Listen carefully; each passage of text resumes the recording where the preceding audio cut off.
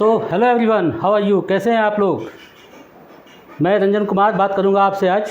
देखिए लिखा हुआ हमारा heading electrochemistry. Clear? Chapter number 3 class 12 की केमिस्ट्री। और आज हमारा पहला लेक्चर है। मतलब ये है कि आप इसके इंट्रोडक्शन के बारे में जानने वाले हैं, राइट? तो पहले मैं एक चीज़ आपको बता दूं, ये पहला लेक्चर है, आप इसे ज़रूर वॉच करिएगा, ज़रूर देखिएगा। कम से कम इससे ये पता चल जाएगा आपको कि आगे के लेक्चर्स आपको देखने हैं या नहीं। लेकिन मैं आपको बता दूं कि जब मैं इस चैप्टर को आपको बताऊंगा तो आपको ये चैप्टर थोड़ा सा आसान लगने लगेगा। तो मेरी कोशिश यही होगी कि मैं आपके लिए इस चैप्टर को ईजी बनाऊं, राइट? चलिए आगे बढ़ते हैं। उससे पहले दुआ कर लेते हैं कि सबके घर में सब कुछ अच्छा होगा। Well and good. चलिए देखिए, आज जिस चैप्टर की बात होने वाली है इलेक्ट्रोकेमिस्ट्री, इसकी सबसे बड़ी खासियत जानते हैं क्या है? न्यूमेरिकल से भरपूर। न्यूमेरिकल्स इसमें बहुत आते हैं और आप जैसे स्टूडेंट्स को या हमारे कुछ स्टूडेंट्स को थोड़ा डर लगता है न्यूमेरिकल से। थ्योरी कर लेते हैं, न्यूमेरिकल से डर लगता है, राइट? तो हमको उस न्यूमेरिकल्स की जो डर है उसको भी ख़त्म करना है। क्लियर? और उसका आइडिया एक ही है, आराम से सिंपल वे में कॉन्सेप्ट को समझा जाए। ठीक है? ओके, चलिए देखिए, इसमें आज इंट्रोडक्शन में स्टार्ट करते हैं पार्ट को, कैसे क्या पढ़ना है, राइट? सबसे पहले अगर आपसे हम पूछें कि इलेक्ट्रोकेमिस्ट्री को क्यों पढ़ा जाए, क्लियर? इलेक्ट्रोकेमिस्ट्री को क्यों पढ़ा जाए, तो उसके लिए मेरे पास आंसर है, बहुत आसान आंसर है। जरा आप देख सकते हैं ये क्या है। ड्राई सेल एक बैटरी है, सभी लोग इसके बारे में जानते हैं, पर इसकी खासियत जानते हैं क्या है? ये एक एनर्जी का फॉर्म है। और इस एनर्जी फॉर्म की खासियत जानते हैं क्या है? इसे मैं पॉकेट में रख के घूम सकता हूँ। आज बात समझ में? क्लियर? तो कितना इंटरेस्टिंग है कि आप एनर्जी लेके घूम रहे हैं। जब आपको इसकी रिक्वायरमेंट होगी आप लगा लीजिएगा और अपने डिवाइसेस जिसको भी यूज़ कर रहे हैं उसको आप देख सकते हैं, सुन सकते हैं, जो भी करना है कर सकते हैं। मतलब ये है कि हम लोग को स्विच के पास या प्लग को लगाकर खड़े होने से आज़ादी मिल गई। सोचिए जरा, ये बैटरी अगर नहीं होती, क्लियर, तो हर बार एनर्जी के लिए हम लोग को स्विच बोर्ड के पास खड़े होने पड़ता। या सुनो, हर समय हम लोग उसके स्विच के ऊपर खड़े रहते कि भैया आप देखेंगे वीडियो, आप देखेंगे लेक्चर, आप देखेंगे हम लोग पिक्चर, या सुनो, या आप देखेंगे फेसबुक, हमेशा। लेकिन इसने आपका काम आसान कर दिया। तो इसका मतलब ये है कि हम लोग अल्टरनेटिव सोर्स ऑफ एनर्जी के बारे में बात करनी है, राइट? हालांकि कुछ बच्चे जानते होंगे कि सोलर पैनल होते हैं, यानी कि सन की एनर्जी को हम लोग ग्रैब करते हैं, उसको यूटिलाइज़ करते हैं। ये दिख ही रहा है आपको, घर में इन्वर्टर आपको दिखता ही है, बहुत सारी चीज़ें हैं, राइट? तो हम लोग उसी के बारे में बात करना है। लेकिन उस क्या है कि उस चैप्टर के बारे में आपसे हम बात करें उससे पहले आपको थोड़ा सा बताना पड़ेगा मुझे इसके बारे में। 11th क्लास केमिस्ट्री आपने पढ़ा होगा, आपने सेकंड बुक की केमिस्ट्री, सेकंड बुक की जो चैप्टर है रेडॉक्स, क्लियर, उसको आप यूटिलाइज़ कीजिए, उसको याद कीजिए। जानते हैं क्यों? क्योंकि ये जो इलेक्ट्रोकेमिस्ट्री है क्लास 12 का 3rd चैप्टर, राइट, इसका एक्सटेंशन है। यानी कि जो बच्चे इसको जानते होंगे उनके लिए थोड़ा आसान होगा ये, और जो बच्चे इसको नहीं जानते होंगे उनके लिए थोड़ी सी प्रॉब्लम होगी। तो आई होप मेरी बात आप समझ गए होंगे कि भैया इसको क्या करना है। अच्छा, इसमें आपने क्या पढ़ा था?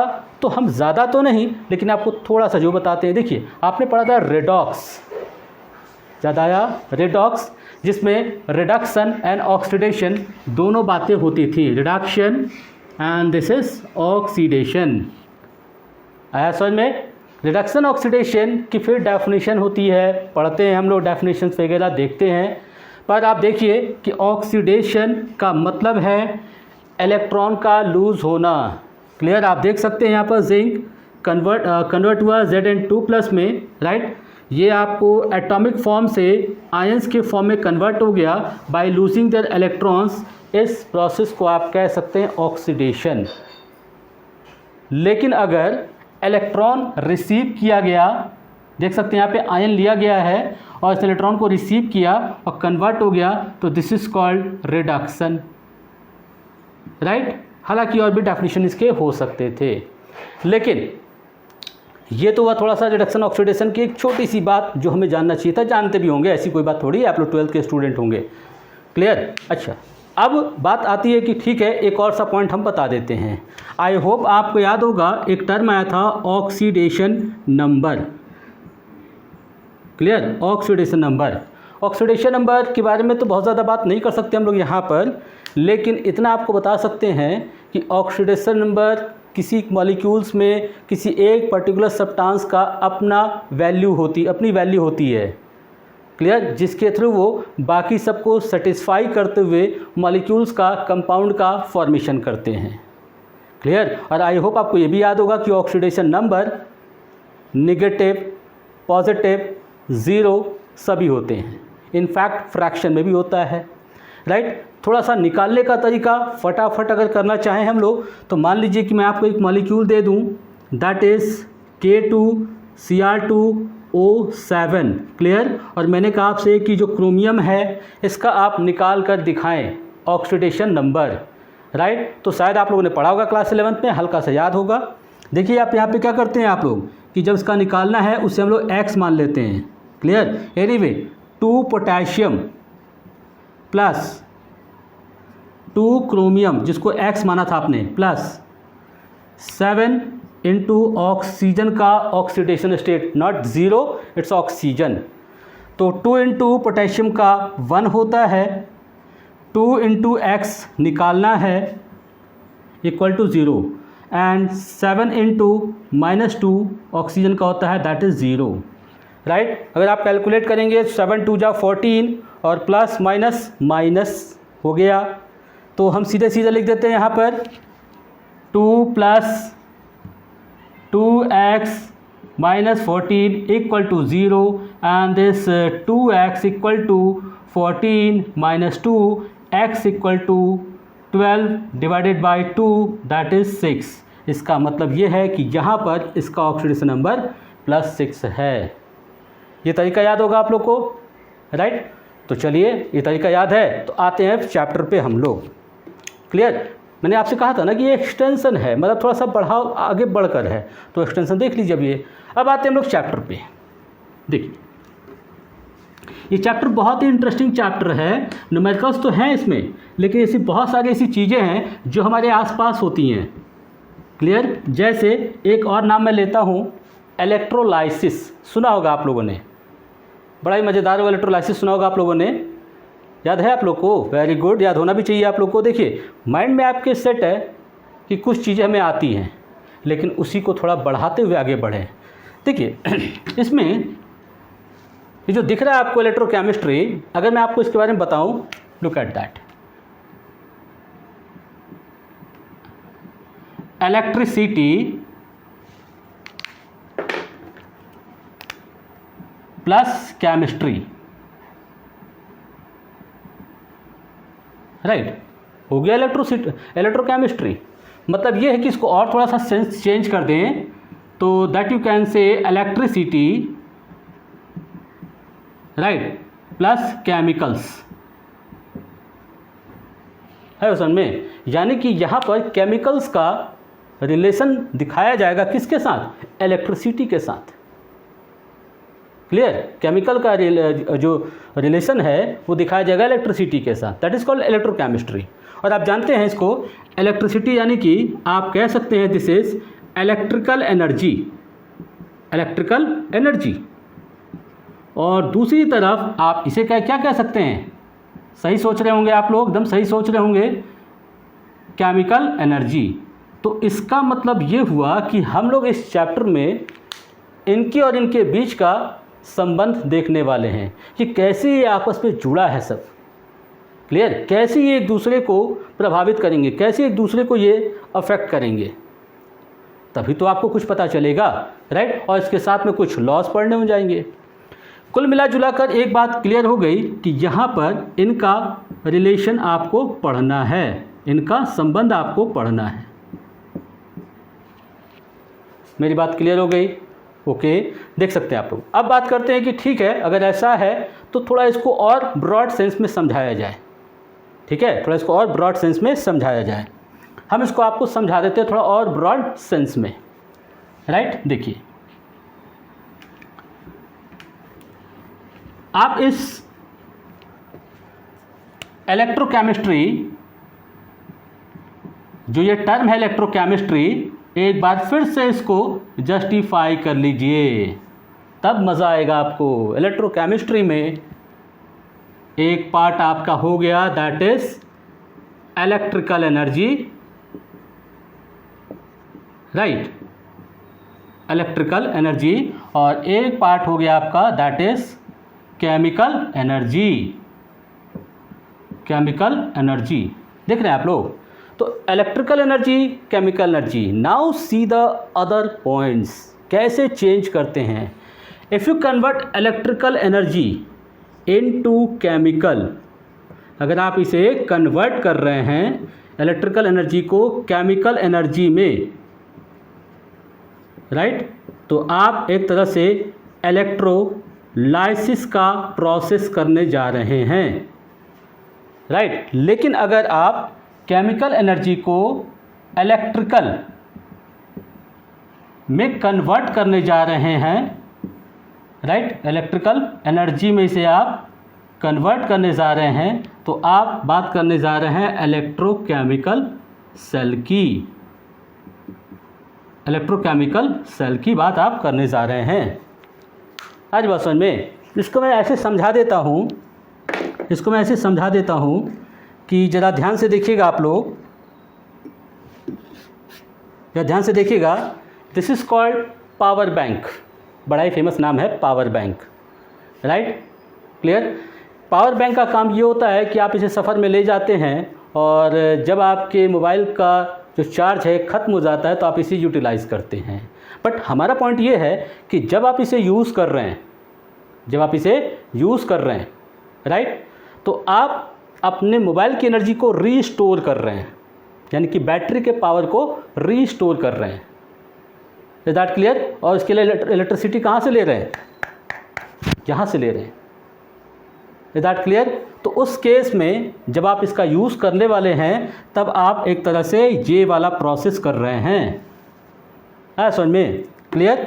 और जब आप अपने मोबाइल को यूज़ कर रहे हैं उस समय, क्लियर, आप अपने केमिकल एनर्जी को खर्च कर रहे हैं, कभी लाइट जलाने में, कभी फेसबुक देखने में, कभी व्हाट्सएप देखने में, कभी ट्विटर चलाने में, क्लियर, इन सब, कभी गाना सुनने में, तो उस समय आप उसे इलेक्ट्रोकेमिकल सेल की तरह ट्रीट कर रहे हैं।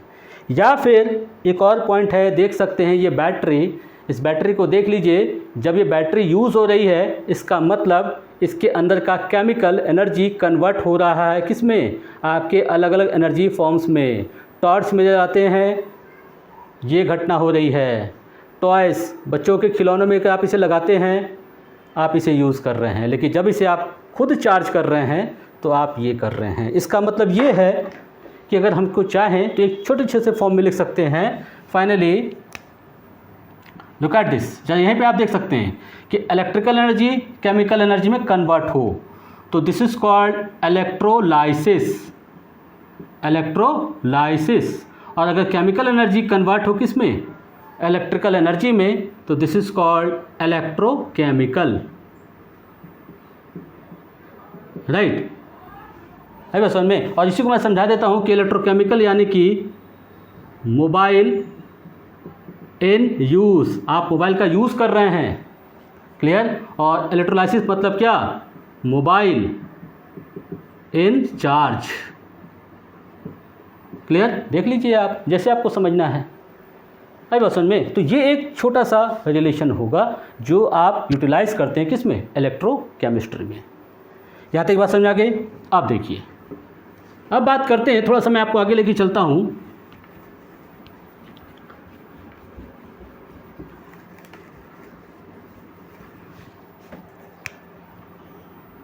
थोड़ा सा आगे लेके चलते हैं आपको इलेक्ट्रोकेमिकल सेल के बारे में बताना, ठीक है। इलेक्ट्रोकेमिकल सेल क्या होते हैं? अच्छा, इलेक्ट्रोकेमिकल सेल से पहले एक छोटा सा, बहुत ही छोटा सा एक्सपेरिमेंट मैं आपको बताता हूँ, क्लियर। देखिए क्या होता है कि बच्चा, जब स्टूडेंट हमारा जो है, सारे स्टूडेंट जो होते हैं, ठीक है, वो कहीं ना कहीं ये सोचते हैं कि अगर घटनाओं को थोड़ा सा प्रैक्टिकली देख लिया जाए तो मज़ा आ जाए, ठीक है, बस मज़ा आ जाए कि हाँ भाई आता है हम लोग को। अब आप उसको कैसे करेंगे? देखिए मैं एक छोटा सा एक्सपेरिमेंट दिखाता हूँ आपको, ये तो हम बाद में पढ़ लेंगे।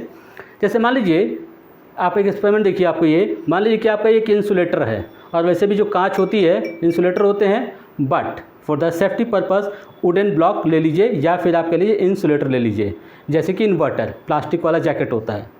क्लियर? इसमें आप थोड़ा सा नमक डाल दीजिए। क्लियर? थोड़ा सा इसमें से नमक डाल दीजिए। क्लियर? नमक डालने के बाद आप क्या करिए, 2 वायर, कोई भी मेटल के वायर, घर में आपके जो मेटल का वायर पड़ा है, जैसे कि कॉपर हो गया या आयरन हो गया, उसको ले लीजिए। राइट? उसको आप ले लीजिए और इसमें लगा दीजिए अलग अलग, टच नहीं होना चाहिए, अंदर जाके ये टच नहीं होना चाहिए। क्लियर? एक वायर लगा दिया, दूसरा वायर लगा दिया, और उसको अच्छे से बांध दिया यहाँ पर ताकि हिले नहीं। आए समझ में? उसके बाद क्या किया आपने कि 2 तार लिया आपने। राइट? एक तार आपने एक मीटर मान लीजिए कि आयरन का लिया है, तो आयरन के रॉड से इसको बांध दीजिए, अच्छी तरह से मोड़ दीजिए उसको। राइट? और एक आप यहाँ पे लगा दीजिए, किसके साथ? मान लीजिए कॉपर का रॉड है तो कॉपर के साथ। ऐसा करने के बाद ये पानी, इसमें नमक, और ये 2 रॉड, और इसमें तार। क्लियर? जब आप उसको ऐसे जीभ पे रखेंगे ना, अलग अलग टच करके, ध्यान रखिएगा मैं आपको बता दूं कि आपको कुछ नुकसान नहीं होना है। क्लियर? टंग पे रखना है आपको, लेकिन तार अंदर टच नहीं होना चाहिए। अलग अलग से रखेंगे ना तो जानते हैं आपको क्या लगेगा? जैसे लगेगा कि नमकीन का स्वाद आ रहा है, नमकीन खा रहे हैं हम लोग। क्लियर? जानते हैं क्यों? क्योंकि इलेक्ट्रोलाइसिस का प्रोसेस हो रहा है, हमारी बॉडी जो है उसे मीडियम दे रही है। पर आप ध्यान रखिएगा कि उस तार को भैया स्विच में मत लगा दीजिएगा प्लीज़, स्विच में नहीं लगाना है भैया, नहीं तो बस डेंजर हो जाएगा। अरे बस समझ में? क्लियर? एक छोटा सा एक्सपेरिमेंट, तो ये चीज़ आप लोग ध्यान रखिएगा इसको। एनीवे ये सब बहुत आगे पढ़ेंगे हम लोग। देखिए इलेक्ट्रोकेमिकल सेल, हल्का सा इंट्रोडक्शन दे देते हैं, फिर आगे बढ़ेंगे फिर कभी। देखिए इलेक्ट्रोकेमिकल सेल में क्या है कि इसके सबसे इम्पॉर्टेंट घटना ये है कि electrochemical cell convert chemical energy into electrical energy. Clear? ये रहा इसका मेन पॉइंट। क्लियर? तो chemical energy into electrical energy में जब ये घटना बदल हो रही होगी, उस समय कुछ नियम फॉलो करने पड़ते हैं, कुछ प्रोसेस करने पड़ते हैं, तब जाके हमको दिखाई देता है ये, और ये बड़ा आसानी से किया जा सकता है। तो इसके बारे में डिटेल करना होगा। आप कुछ इस तरह का डायग्राम देखेंगे, आप लोग इस तरह का डायग्राम देखेंगे आप लोग। अभी तो मैं आपको डिटेल नहीं बताऊंगा, लेकिन कुछ इस तरह का डायग्राम आप लोग यूज़ करने वाले हैं। Sorry, this is not the wire like this.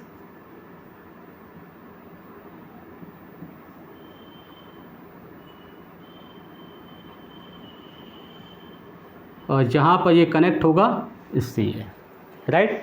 तो आप जरूर सोचिएगा कि सर ये डायग्राम क्या है, कैसे बनाना है, ये क्या है, ये क्या है, ये सब क्या है, इनके बारे में डिटेल हमें जानना है। ठीक है? तो डिटेल जानेंगे ज़रूर हम लोग। राइट? तो अभी हम यही रहने देते हैं, इसको यहीं पर रोकते हैं हम लोग। इसके आगे लेक्चर में आपको हम बताएंगे, लेकिन मैं आपको एक चीज़ बता दूं, इसे वॉच करिएगा, इंट्रोडक्शन को समझिएगा। राइट? तो आपको पता लग जाएगा कि आप आगे कैसे बढ़ेंगे। क्लियर? और मेरे साथ कैसे आगे चलेंगे। क्लियर? बहुत रिलैक्स होकर देखिए, हम इसको बहुत ही आसान करने वाले हैं। हमारी कोशिश पूरी होगी कि इसको पूरी तरह से आसान कर दें, ताकि आप इसको आसानी से समझ पाएँ, न्यूमेरिकल्स सॉल्व कर पाएँ। क्लियर? और मैं इसे NCERT के थ्रू बताने वाला हूँ आपको। क्लियर? क्योंकि हमारे बच्चों की ये बहुत ज़्यादा डिमांड है, या बच्चे कहते हैं कि सर थोड़ा NCERT का पैटर्न में पता चल जाए तो मज़ा आ जाए, तो मैं आपको उसी हिसाब से बताने वाला हूँ। क्लियर? तो चलिए बच्चों, आज की क्लास में इतना ही। Thank you so much. आगे इसके बारे में बात हम लोग करेंगे। राइट? चलिए, thank you so much. Next करेंगे लेक्चर 2 में।